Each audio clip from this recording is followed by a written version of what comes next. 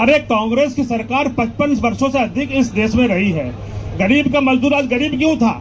आज वो गरीब अपनी मेहनत से कमा रहा है। आज उस गरीब के घर पर आज उस गरीब को मजदूर शौचालय बना दो। देखिए कुत्तों की तरह लड़ रहे हैं। इंग्लिश में कहते हैं डिबेट करना और हिंदी में कहते हैं कुत्तों की तरह लड़ना। आप देखो किसी की सुन नहीं रहे। कांग्रेस और बीजेपी की बातें चल रही टोटल कुत्तों की तरह लड़ रहे हैं। कहाँ के विद्वान है, कहाँ के पढ़े लिखे लोग। विनोद सिंह 22 जनवरी को अगर जो नहीं आ रहा है तो वो सनातन विरोधी कैसे है, मुझे ये बताइए। नहीं, वो बात में आ जाए तो सुन लीजिए। मैं 22 जनवरी की बात नहीं कर रहा। नहीं, आपने कहा भी नहीं 22 जनवरी की मैंने बात कहा क्या? हाँ। मैंने ये कहा ये आ ही नहीं सकते, ये शुद्ध रूप से कालेमी है। अभी हम कल ही आए, हमारी पूरी पार्टी आई, हजारों लोगों ने दर्शन किया। आपको समझ नहीं आ गए? आप क्यों मिथ्या प्रचार करते हैं, क्यों गलत बात करते हैं, क्यों आधारहीन बात करते हैं? राहुल गांधी ने क्या कहा? धर्म पर और राम पर आपका एक अधिकार कैसा है? भारतीय जनता पार्टी का एक अधिकार कैसा है? क्या बात करते हैं आप? ये कालेमी ये गिरगिट जैसे नहीं तो आप किसी को देखें। अब आप किसी को गिरगिट कहेंगे, कालनेमी कहेंगे तो गुस्सा तो आएगा ना उसको। गजब बात करते हैं। ये धर्मयुक्त आचरण है, ये किसी संत का व्यवहार है। एक मिनट, आप मैं पूछना चाहता हूँ, रंग बदला किसने? मेरा सवाल ये है, राजू दास तो कभी टोपी लगा के नहीं गए? पूछता हूँ इससे, राजू दास कभी टोपी लगा तो आप ये कह रहे हैं ना कि 22 जनवरी को अगर नहीं आए तो सनातन विरोधी नहीं है? ये हम कहा करते सनातन विरोधी। हाँ। अयोध्या सबकी है। हाँ। लेकिन ये मैं पूछना चाहता हूँ, आखिर आपको किसी ने निमंत्रण दिया तो आप ठुकराए क्यों? ठीक है बताइए भाई। संगीत जी, आपको किसी ने न्योता दिया, अब न्योता लेने वाले के ऊपर है वो आए ना आए, उसको आप जबरदस्ती क्यों बुलाना चाहते हैं? उसके ऊपर आप एक टैग क्यों लगाना चाहते हैं? और फिर अगर वो किसी दूसरे मंदिर जा रहा है, राम तो कड़कन में है, भगवान शिव की आराधना तो राम ने भी की थी, आज वो भगवान शिव की शरण में जा रहा है, तो कहीं ना कहीं देखिए उसको है सनातन का सम्मान। गौरव जी देखिए, कांग्रेस पार्टी को इंडियन यूनियन मुस्लिम लीग से धमकी मिली। केरला से ये धमकी शुरू हुई कि देखिए कांग्रेस पार्टी देखते हैं आप इससे अलग हटो, और उसके अगले दिन से कांग्रेस में ये प्रतिक्रिया मंथन शुरू हुआ कि राम मंदिर के पक्ष में नहीं बोलना चाहिए। ऐसा नहीं था, सुप्रीम कोर्ट के जजमेंट के आने के बाद कांग्रेस नेताओं में राम मंदिर के पक्ष में बातें की जाने लगी थी। लेकिन जैसे ही प्राण प्रतिष्ठा की बात हुई, वैसे ही तुरंत इंडियन यूनियन मुस्लिम लीग का केरला से धमकी आया, और मुस्लिम वोटों के लिए जो कांग्रेस प्रतियोगिता कर रही है विपक्षी पार्टियों के साथ, देखिए क्षेत्रीय दलों ने कांग्रेस पार्टी से जमीन ही छीनी, मुसलमानों का वोट छीन करके, दलितों का वोट छीन करके। अब मुसलमानों का वोट प्राप्त करने के लिए सारी यौगिक क्रियाएं कर रही है कांग्रेस पार्टी। साष्टांग, प्राणिपात, शीर्षासन, सारी क्रियाएं कर रही है। उनको लगा कि यदि हम इसमें जाते हैं तो मुसलमान वोट नाराज हो जाएगा, लोकसभा का चुनाव आ रहा है, इसलिए आपत्ति होती है कि आप मुस्लिम तुष्टीकरण के लिए आप इस हद तक गिर जाएंगे। एक दूसरी बात, ये जो राजेश जी ने कहा, मैं उसका एक जवाब देना चाहता हूं।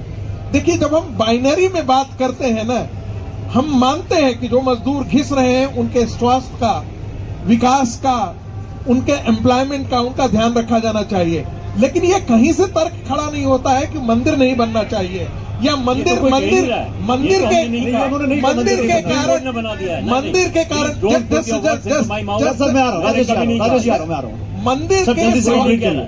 मंदिर के सवाल आते ही हॉस्पिटल का सवाल आ जाता है, हॉस्पिटल का सवाल आ जाता है, विद्यालय का सवाल आ जाता है। मैं आपको बता रहा हूँ, सुनिए, नहीं, जल्दी मैं आपको बता देना चाहता हूँ कि इस देश में मंदिर सिर्फ मंदिर नहीं हुआ करते थे, वहां पर पाठशालाएं भी हुआ करती थी।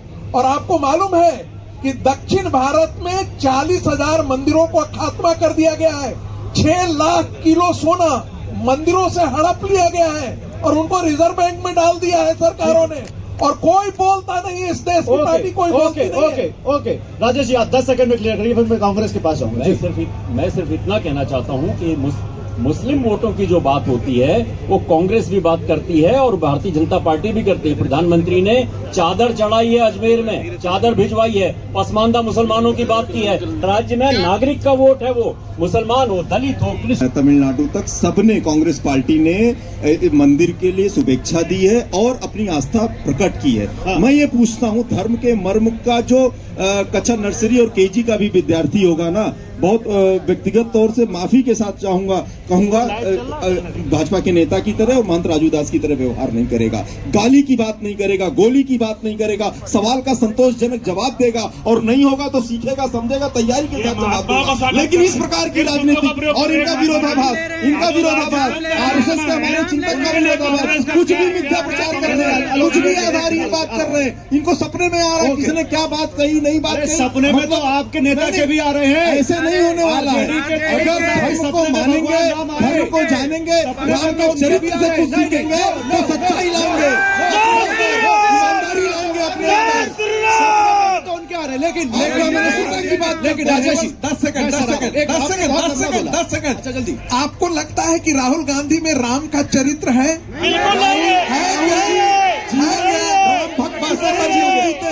राहुल जी राम भक्त की तरह मैं जीवन जीना कभी फिर से आऊंगा, लेकिन राजेश संविधान को सीने में रखते हुए जवाब चाहता हूँ। भगवान की शरण में सब जा रहे हैं, सबके मैनिफेस्टो में भगवान है, लेकिन मेरा भगवान तुम्हारे भगवान से बेहतर है। ये क्या बात होती? ये विजन की बात है, ये विजन की बात है।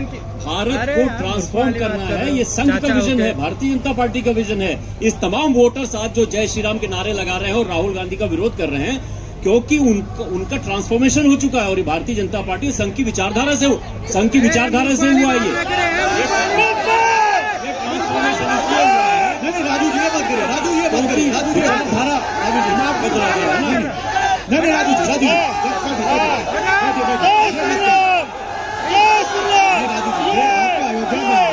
बात नहीं है, कह रहा हूँ।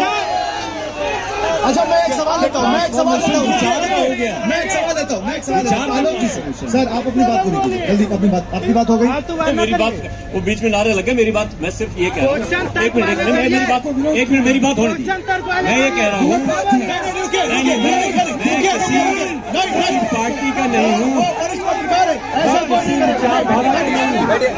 राजू जी आपका मौका आएगा, बोलिएगा, बैठ के सिनारे में विचारधारा का नहीं हूँ। मैं सिर्फ ये कह रहा हूँ कि एक विचारधारा का असर इतना फैल गया। सुनिए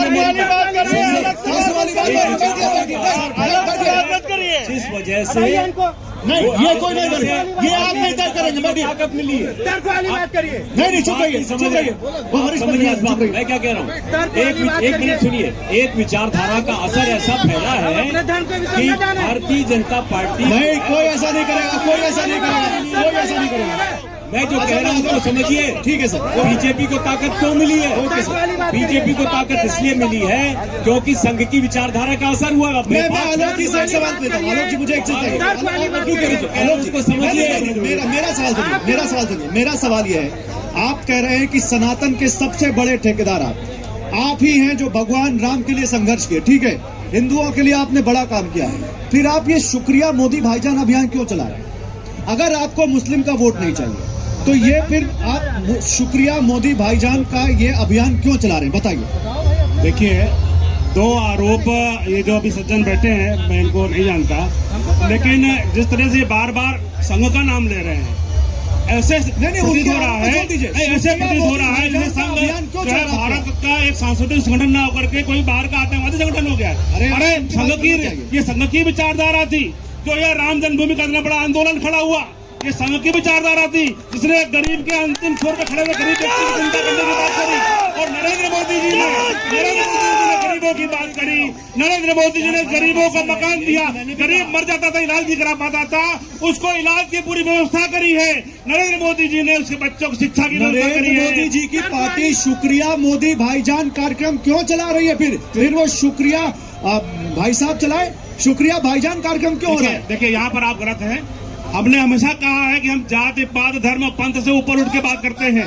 जो योजनाएं बनाई वो गरीबों के लिए बनाई, उसका लाभ हर धर्म को, हर जाति को, हर पंथ को मिला है। हम अलग से किसी जाति धर्म पंथ की बात नहीं करते। हम कोई जातिवादी या कोई वैसी पार्टी नहीं है कि जो हम लोगों को बांट कर देंगे। हम सबका साथ सबका विकास के लोग देखते हैं। अगर जो जिनको लाभ मिला है, चाहे वो मुस्लिम समाज से आते हो, अगर वो शुक्रिया मोदी जी को कह रहे तो क्या गलत कह रहे हैं? आपका सबका साथ सबका विकास में वो लोग भी हैं जो 22 जनवरी को नहीं आ रहे अयोध्या।